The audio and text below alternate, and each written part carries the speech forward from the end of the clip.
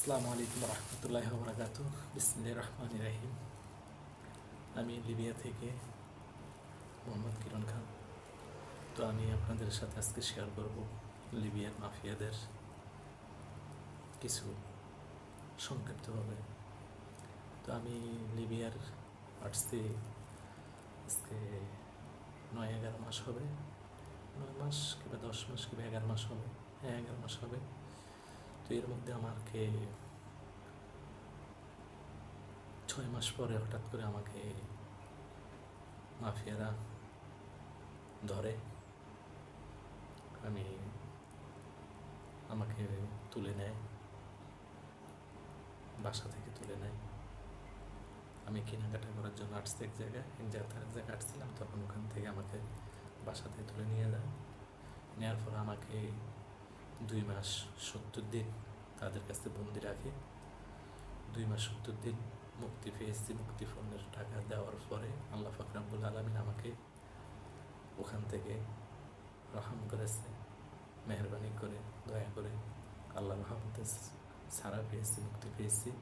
মুক্তিপণের টাকা দেওয়ার পরে তো আল্লাহর কাছে শুকরিয়া আদায় করি। আর ওখানে ছিলাম 70 দিন পানিতে, খাওয়ার পানিতে কষ্ট পেয়েছি। গোসল করতে পারি নাই, মুখ দিতে পারি নাই, ওয়াশরুমে যেতে পারি নাই, ওয়াশরুম নাই,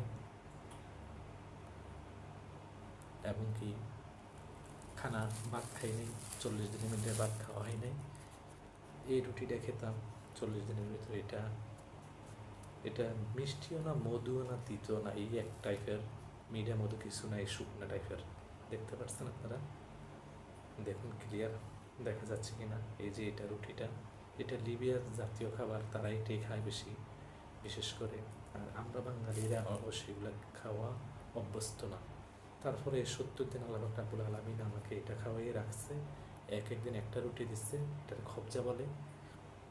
এই যে আপনাকে দেখাইলাম আপনাদেরকে, এটা কেমন, ভিতরে কোনো কিচ্ছু নাই, শুকনা জিনিসটা দেখতে পাচ্ছেন, শুকনা। তো এই খবজা, এই রুটিটা খেয়ে 70 দিন ছিলাম, 70 দিন ভাত খাই নাই।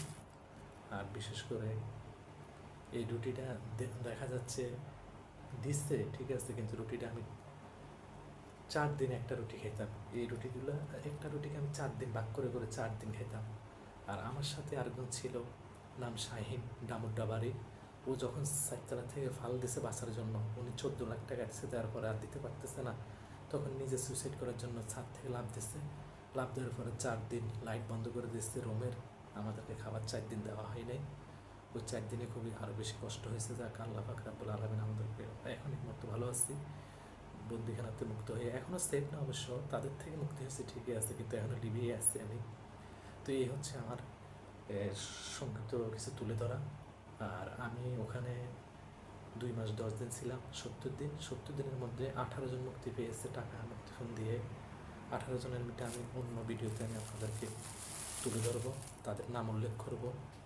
আর বিশেষ করে আমি এখন আল্লাহ পাক রব্বুল আলামিনের উসিলায় কিংবা ওনার দয়া, ওনার মেহরবানিতে আমি ভালো আছি। আপনারা আমার জন্য দোয়া করবেন। পাশাপাশি যারা ওখানে বন্দিখানায় আছে তাদের জন্য দোয়া করবেন, আল্লাহ যেহেতু ওনাদেরকেও সাহায্য করে, মুক্তি করে বন্দিখানার থেকে। যারা বন্দিখানায় আসছে, আমি আসবার সময় আরও 11 জন ভিতরে রেখে আসছি। 11 জনের মধ্যে 9 জন মাদারীপুরের, আর একজন বরিশালের, আর একজন হচ্ছে গোপালগঞ্জের। তো আপনারা তাদের জন্য দোয়া করবেন, আমিও দোয়া করি, আপনারা বাংলাদেশ থেকে দোয়া করবেন, যেহেতু মাফিয়াদের হাত থেকে আল্লাহ পাক রব্বুল আলামিন তাদেরকে মুক্তি করে, সাহায্য করে বন্দিখানা থেকে, বন্দি থেকে। তো আমাদের 3 জনকে নিয়ে এসছে, যেখান থেকে নিয়ে এসে, এটা হচ্ছে লিবিয়া ত্রিপুরা একটি জায়গা। ওখান থেকে আমাদেরকে 3 জন থেকে, এক রুম থেকে 3 জনকে নিয়ে গেছিলো এক বাসা থেকে। তো ওখানে গিয়ে আরও দেখলাম যে ওই বন্দিখানায়, ওই ক্যাম্পে আরও অনেক লোক আছে। আরও 9 জনকে দেখতে পেয়েছি ওখানে। 9 জনের মধ্যে